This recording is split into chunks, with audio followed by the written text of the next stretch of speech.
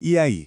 Nessa nossa análise de hoje, a gente vai fazer uma verdadeira viagem no tempo para entender a história da atividade notarial e de registro aqui no Brasil. É um caminho, olha, fascinante, que vai mostrar como cada mudança na Constituição foi moldando, tijolo por tijolo, uma das carreiras jurídicas mais essenciais para o nosso país. E para essa nossa viagem, nosso guia vai ser o Caderno 6, que trata da evolução político-constitucional brasileira. É um material incrível preparado pelo professor Dr. Marcelo Lessa, que é a mente por trás do projeto ENAC Turbo. Com base nesse conteúdo, a gente vai conseguir conectar todos os pontos dessa história. E olha, essa jornada que a gente vai visualizar aqui não é só teoria não, é a história que explica o porquê de tudo na profissão hoje em dia. Entender essa base é fundamental, sabe? Porque cada artigo, cada vírgula que mudou na Constituição tem um efeito direto na segurança jurídica que se espera de um delegatário. Ok, vamos ao que interessa. A grande pergunta que vai guiar a gente é essa aqui. Como é que o Brasil saiu de um sistema em que os cartórios eram praticamente uma propriedade de família, passando de pai para filho, para chegar nesse modelo de hoje, que é baseado em mérito, num concurso público que é um dos mais difíceis do país? E para entender essa virada de chave, a gente vai usar uma ideia central do professor Lessa. Pensa assim, a história das nossas constituições não é uma linha reta, é um pêndulo. Ora ele vai para um lado, o do autoritarismo com poder todo concentrado, ora ele balança para o outro, o da democracia, com mais descentralização e mais direitos. Essa imagem do pêndulo vai ser o nosso mapa. E o nosso caminho vai ter 5 paradas obrigatórias. A gente começa lá no Império, em 1824. Depois a gente passa pela Primeira República, mergulha nos períodos mais autoritários e, finalmente, a gente chega na grande virada democrática de 1988.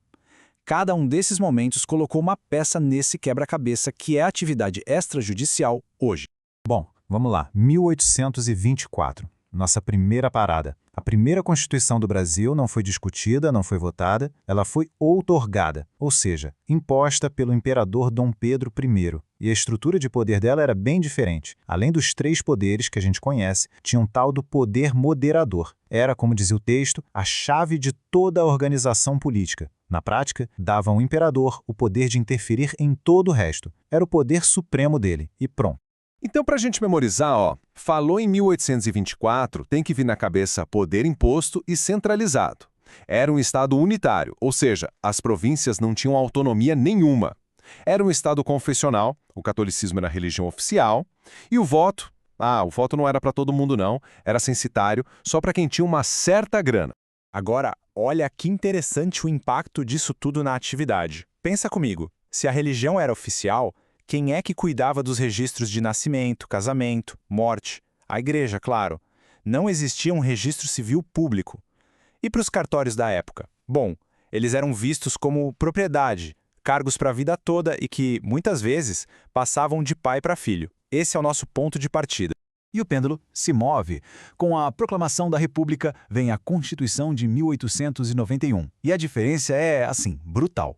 Essa foi promulgada, ou seja, criada e votada por uma Assembleia Constituinte. E o princípio-chave, a grande virada, foi a laicidade, a separação total entre a Igreja e o Estado.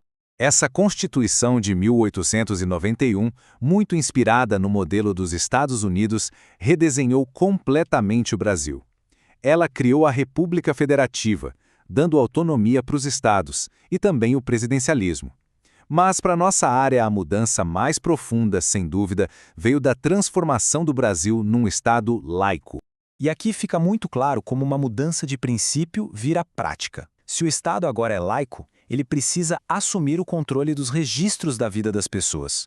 É aí que nasce o Registro Civil das Pessoas Naturais, o famoso RCPN. Só que, ao mesmo tempo, o federalismo trouxe um problema novo. Cada estado começou a organizar a sua própria justiça, seus próprios serviços, e isso virou uma bagunça de regras diferentes para todo lado. E agora, o pêndulo balança com força total para o lado do autoritarismo. A gente junta aqui as constituições de 37, a polaca do Getúlio Vargas e a de 67 do regime militar, porque as duas foram impostas, outorgadas e representaram uma centralização de poder extrema. Elas cortaram direitos, mas, e aqui tem um paradoxo, foi justamente essa centralização que tornou possível criar leis nacionais que valiam para o Brasil inteiro. E o ponto fundamental aqui é esse. Foi num dos períodos mais centralizadores da nossa história que nasceu a espinha dorsal da atividade registral, a Lei de Registros Públicos, a Lei 6.015 de 73. Uma lei que, pela primeira vez, criou regras nacionais para tudo. Por exemplo, como registrar um imóvel ou uma certidão de casamento, acabando com aquela confusão de regras estaduais de antes. Certo. Então o que a gente tinha era um legado de cartórios hereditários, uma confusão de regras e uma lei técnica super importante, mas que nasceu num regime de exceção. A pergunta que não quer calar é: o que conseguiu finalmente arrumar essa casa e criar o modelo profissional que a gente conhece hoje? A resposta está aqui, em um único artigo. Um artigo da Constituição Cidadã de 1988, o artigo 236. Ele é o ponto final, o ápice de toda essa história, a verdadeira revolução para a atividade notarial e de registro no Brasil. Vamos ver como esse artigo resolveu tudo em 3 pilares, que atacam diretamente os problemas históricos. Primeiro, ele define a natureza do serviço. É uma gestão privada feita por delegação do poder público. Segundo, e aqui está a grande ruptura, ele estabelece a única porta de entrada, que é o concurso público de provas e títulos. Fim da hereditariedade, fim do quem indica. E terceiro, define quem fiscaliza tudo isso, o Poder Judiciário. É um sistema completo, todo amarradinho. Ué, mas e a Lei de Registros Públicos lá de 73, que veio de outro regime, ela ainda vale? Sim, e vale por um fenômeno do direito chamado recepção. É como se a nova Constituição olhasse para trás e dissesse: ok, você aí, Lei 6.015, você é técnica, você não fere meus princípios democráticos, então você pode vir comigo, você está recebida. E para fechar esse modelo, a Constituição de 88 trouxe a responsabilidade objetiva do Estado, o que foi confirmado pelo STF. O que isso quer dizer na prática? Imagina que um erro no registro de um imóvel cause um prejuízo para alguém. Essa pessoa pode processar o Estado diretamente para ser indenizada. Depois, o Estado vai atrás, investiga, e se o delegatário agiu com dolo ou culpa, o Estado cobra o ressarcimento dele. É uma dupla garantia para o cidadão.